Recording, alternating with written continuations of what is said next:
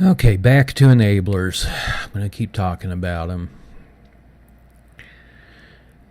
There's one thing you can know about the character of an enabler by the sheer fact that he enables a wicked person.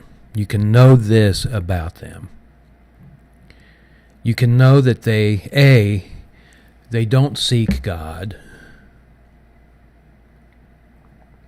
They're not interested in what Scripture or what the Spirit of God may think about wickedness, about abuse. You can know that they're idolaters. All of them.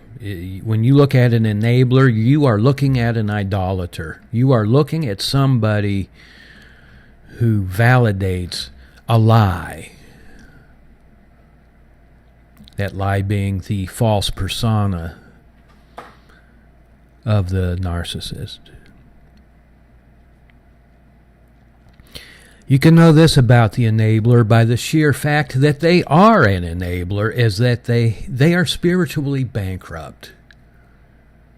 They do not put any type of priority on what flows from their conscience, if they, in fact, are even able to hear and interpret the impulses of their conscience, their inner man. The sheer fact that they are an enabler tells me that they are spiritually bankrupt. You see, the narcissist, the malignant narcissist, particularly the false parent narcissist, in order to recruit people, his children or whoever, co-workers, it doesn't matter. In order for a narcissist to recruit and entice and lure people into his way of thinking, into his way of moral thinking,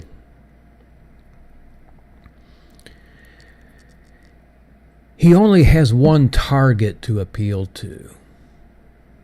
And it's the same thing he himself is familiar with, and that is flesh. That is sensual knowledge.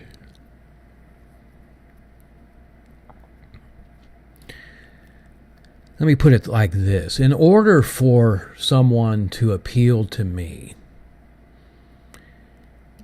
in order for someone to truly catch my interest, one way not to is to constantly talk about and focus on material things, the latest fads, things that excite the senses. I'd rather talk about spiritual things. I'd rather focus on reality, things that are real. And all these material things that everyone is so fascinated with, they're temporary. The world itself is temporary. It's passing away. Before long, it will no longer exist, the world as we know it, and everything in it. It's eternal things that truly capture my interest. It's people who are mindful of eternal things and spiritual things. They're the ones I wish to align myself with. People with a deeper insight, a more vibrant inner life. Those are the ones who are attractive to me. People of conscience. That's what attracts me.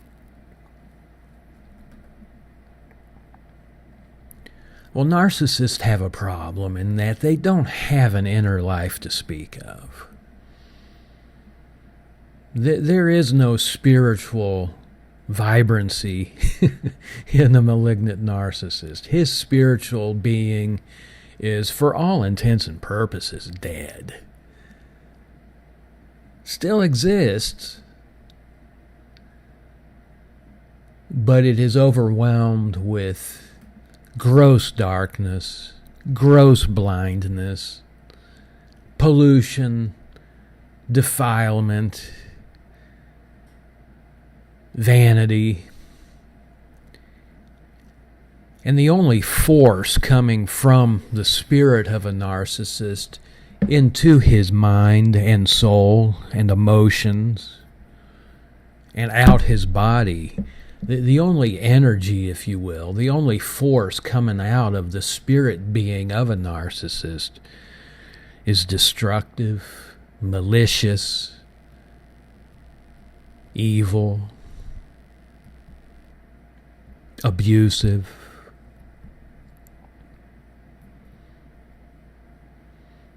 I guess what I'm trying to say is there's nothing inside the spiritual being of a narcissist he can rely on and hold on to and use to entice people who are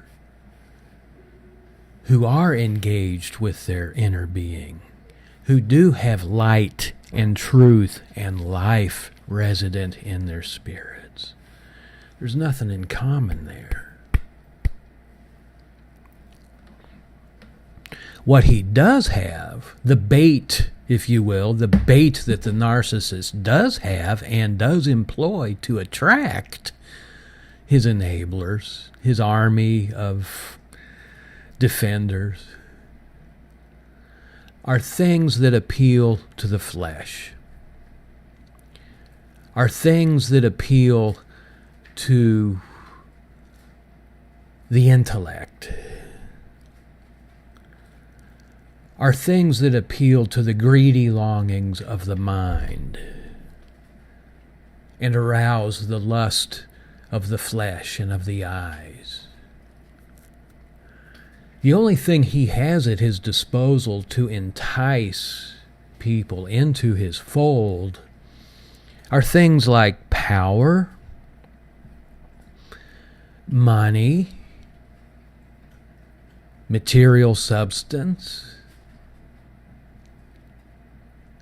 flesh. So if you see someone, when you see someone enabling this type of person, you can know this much. You can know that they are susceptible.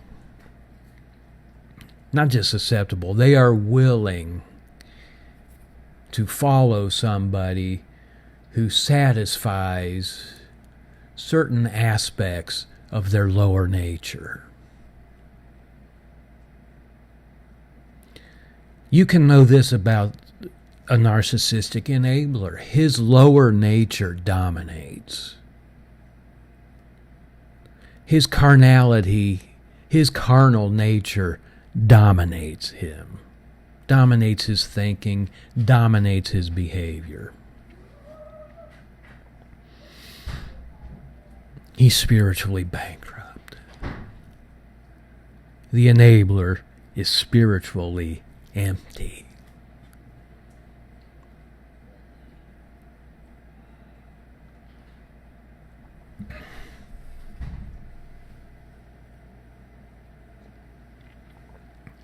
It's good to know this because there are some enablers who will present to you a face of friend or ally. I'm on your side, while speaking out the same mouth at the same time defending the action of your abuser.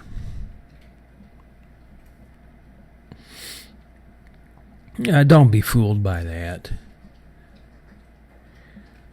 The enabler is, for all intents and purposes, an idolater, worshiping at the altar of the false self of the narcissist.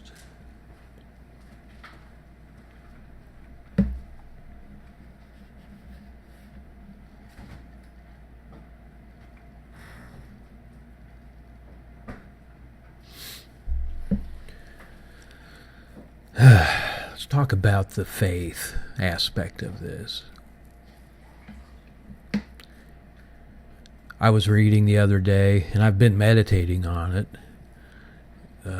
from Isaiah chapter 31, verse 1. Isaiah 31, verse 1. Please look these up if you get a chance. And this verse talks about how people tend to put their faith and confidence in what they can see with these physical eyes. And in this case, God was pronouncing judgment on people who were placing their confidence in Egypt. Now, Egypt is a type of the world. Most, if not all, biblical scholars will agree with that Egypt is a type and shadow of the world Babylonian system. And all that's in the world, I'm going to quote 1 John 2:16, all that is in the world, the lust of the flesh, the lust of the eyes, and the pride of life, which is ego, don't proceed from God, but they proceed from this world Babylonian system. And that's Egypt. Well, God was pronouncing judgment on these people because they were looking to Egypt for their protection. They were looking to Egypt for financial security. They were impressed by the sheer numbers of soldiers and chariots and horses that were the possession of Egypt. The key word here is impressed. They were impressed by all of the trappings of Egypt.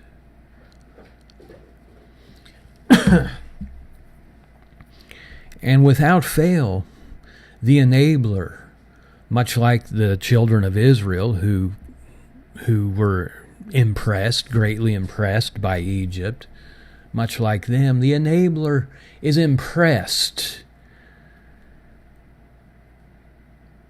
by the lies and deceptions and the and the hot air coming from the lips of the malignant narcissist. He impresses them. His false self, his false personality impresses the enabler. To the point that they begin to put and this is key, they begin to put their faith, their confidence in this false personality of the narcissist.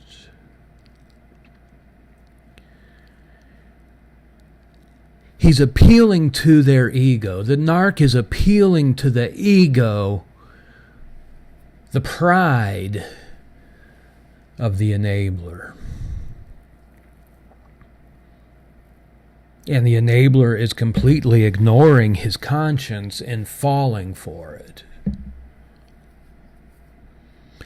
The enabler is completely abandoning truth, the truth we find in Scripture, for instance. He's abandoning the counsel of God while drinking in the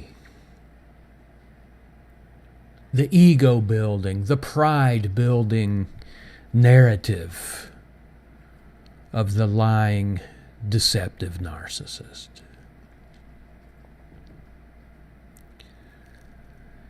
Whether willfully or not, they refuse to see the dark, evil, malicious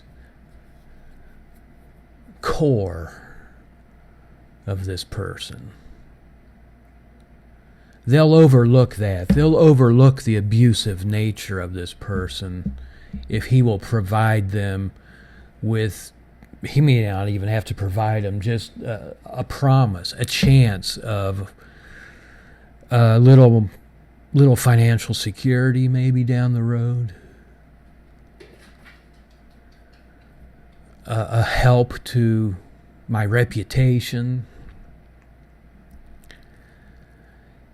The narc may be connected somewhat. Maybe I can take advantage of those connections. No faith in God. No trust or confidence in God to take care of them.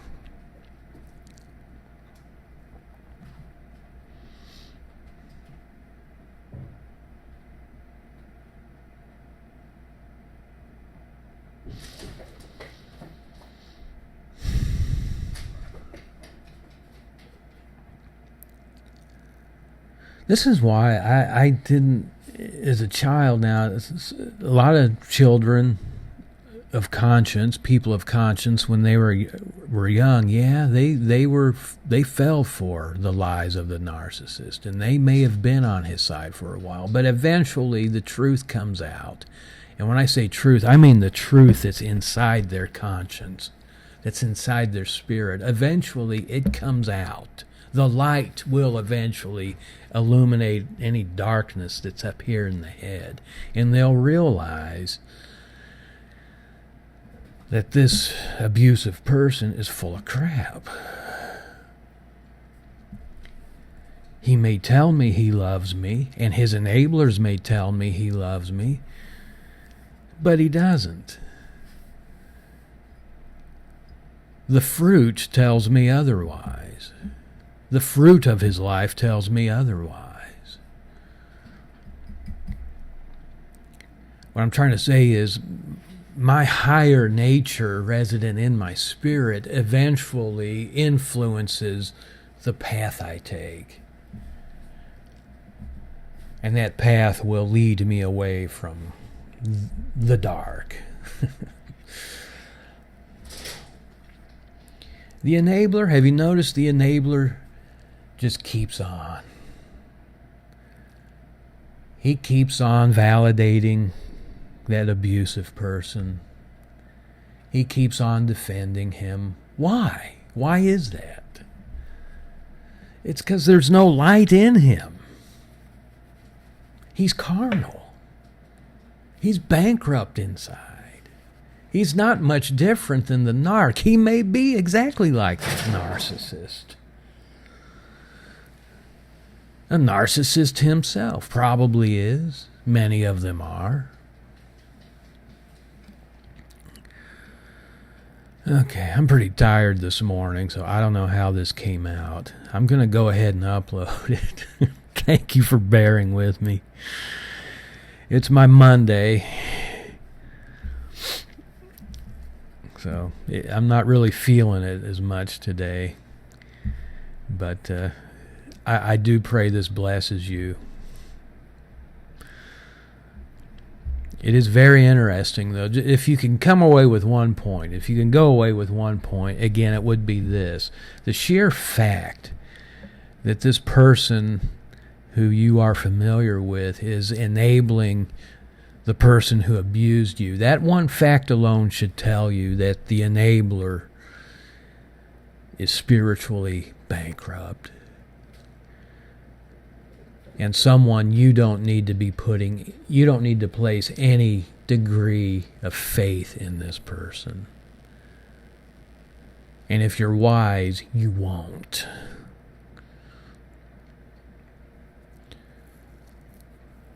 There's a good chance that your spirit will be telling you to cut off all contact with the enabler. Good chance of that. But know that they're not your friend. They are as much an enemy, if not more so, than the abusive narcissist.